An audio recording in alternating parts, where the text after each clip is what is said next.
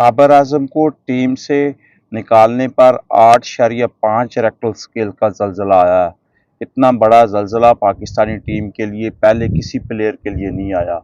क्या पाकिस्तानी, क्या इंडियन, क्या ऑस्ट्रेलियन, क्या इंग्लैंड, किसी भी दुनिया के आप एनालिस्ट को उठाकर देख लें, वो पीसीबी पर कड़ी तनकीद कर रहा है। और इसमें सबसे तगड़ी आवाज़ जो है वो पाकिस्तान के ओपनर बल्लेबाज और आने वाले वक्त के टी20 के कैप्टन फ़खर जमान की है। जिस तरह से उन्होंने बाबर आजम को सपोर्ट किया है, जिस तरह से उन्होंने पीसीबी की धुलाई की है ना, इस तरह शायद किसी और ने नहीं की। उन्होंने बाबर आजम का कंपैरिजन विराट कोहली के साथ किया और पीसीबी को बताया है कि भाई साहब, आप अपने जो आपका बड़ा प्लेयर होता है उसको इस तरह टीम से नहीं निकाल सकते, उसके रफ टाइम पे उसका साथ देना होता है। उन्होंने विराट कोहली की मिसाल दी कि 2020 से 2023 तक उनकी फॉर्म जो है वो बिल्कुल रूठी हुई थी, उसके बावजूद उनको ड्रॉप नहीं किया गया, उनको बेंच पे नहीं बिठाया गया।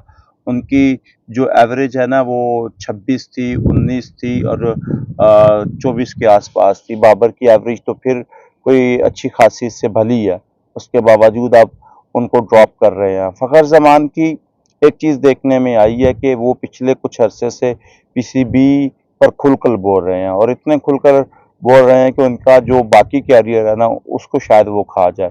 पहले वो मोहसिन नकवी के सामने खुलकर बोले और उस्मान वाला पर उन्होंने अच्छी खासी तनकीद की और आजकल उस्मान वाला वैसे भी खबरों की जद में है। वहाब रियाज ने भी उस्मान वाला पर कड़े इल्ज़ाम लगाए हैं और उसके बाद जिस तरह उन्होंने पीसीबी की इस फैसले की मुखालफत की है कि आपको बाबर आजम को बाहर नहीं करना चाहिए था, वो प्रोमिनेंट प्लेयर है, उसकी फॉर्म जो है ना वो कभी भी वापस आ सकती है। उसने पाकिस्तान के लिए बड़ा सर्व किया हुआ है, उसने पाकिस्तान को बड़ा कुछ दिया हुआ है और वो पाकिस्तान का एक प्रोमिनेंट बैटर है और इस इतना बड़ा बैटर पाकिस्तान ने पहले कभी प्रोड्यूस नहीं किया रिसेंट हिस्ट्री में, तो आपको उसे बाहर नहीं करना चाहिए था।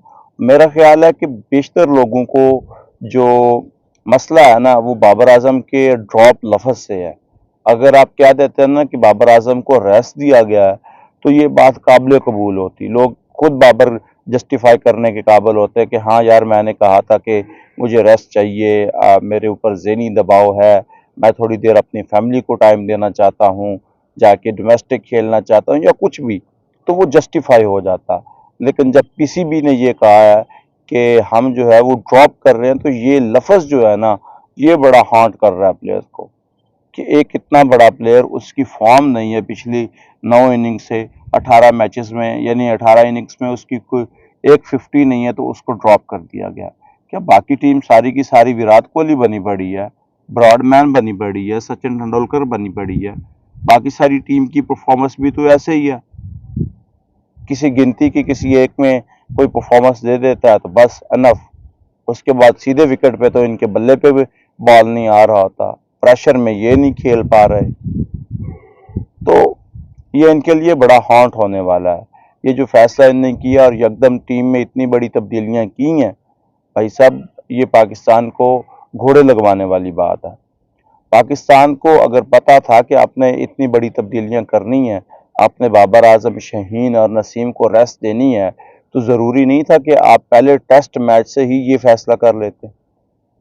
आप पहले टेस्ट मैच से ही उन प्लेयर्स को मौका देते जिनको आप अगले 2 मैचों के लिए खिलाना चाहते थे। जेनसन गिल्स्पी ने तो कहा था कि मुझे पूरी उम्मीद है कि बाबर आजम जो है ना आने वाले एक आधे मैच में जो है ना वो अपनी फॉर्म गेन कर लेंगे और रन बना लेंगे और उनकी तरफ से एक बड़ी जो है ना वो इनिंग सामने आएगी। शान मसूद इस चीज़ के मुखालिफ थे, वो बाबर आजम को नहीं निकालना चाहते थे, जेनसन गिल्स्पी उसको नहीं निकालना चाहते थे, वो उसको हर हाल में टीम में रखना चाहते थे, लेकिन उसको नहीं रखा गया। फैसला किधर से आया? ऊपर से आया।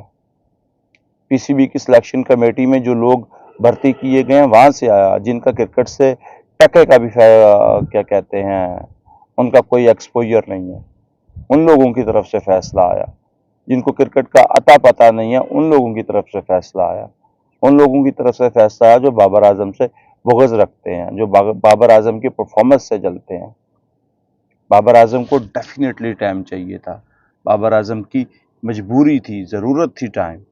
बाबर आजम एक आधी इनिंग में फॉर्म गेन कर ही सकता था। एंड मुमकिन है कि अगला मैच वो मैच होता जिसमें बाबर आजम जो है वो फॉर्म गेन कर लेते। अगली तो आपकी वाइट बॉल की सीरीज़ ऑस्ट्रेलिया के खिलाफ मैचेस हैं, 3 ओडीआई हैं, 2 टी20 हैं। वहाँ पर तो फिर बाबर आजम पर अल्टीमेटली और ज़्यादा प्रेशर आने वाला है, और इस पे तो वो ये सवाल भी खड़ा होगा कि बाबर आजम वाइट बॉल में खेलेंगे भी या नहीं, उनको टीम के लिए सिलेक्ट किया भी जाएगा कि नहीं। फिर यहाँ तो बहुत सारे सवाल जो हैं वो खड़े होते हुए नज़र आ रहे हैं कि पाकिस्तान करना क्या चाहता है।